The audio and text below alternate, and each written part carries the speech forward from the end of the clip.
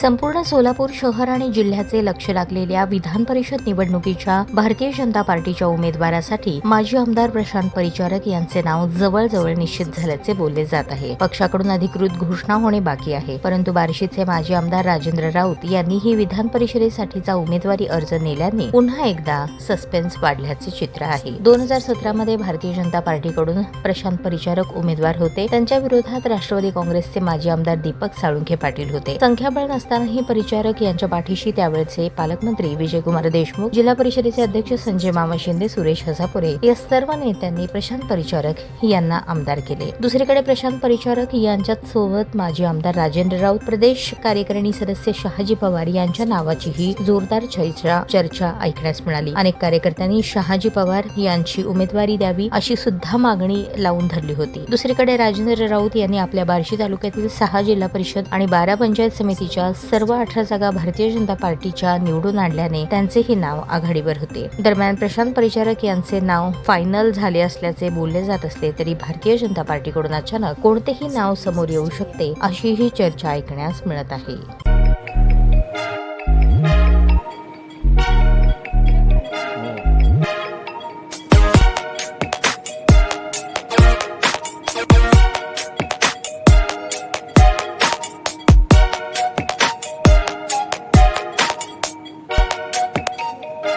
सोलापूर शहरातील सुप्रसिद्ध हॉस्पिटल म्हणजे सेंट्रल मल्टी स्पेशालिटी हॉस्पिटल मागील अनेक वर्षापासून सेवा बजावत आहे. 24 तास इमर्जन्सी सर्व्हिस, मॉडर्न टेक्नॉलॉजी, अनुभवी डॉक्टर्स तसेच अत्याधुनिक तंत्रज्ञान सुविधांनी सुसज्ज स्त्रीरोग प्रसूती विभाग, ऑर्थोपेडिक विभाग, मेडिकल विभाग आणि इतर एकमेव नाव म्हणजे सेंट्रल मल्टी स्पेशालिटी हॉस्पिटल. पत्ता गणेशपेठ शॉपिंग सेंटर, मंगळवार बाजार, सोलापूर.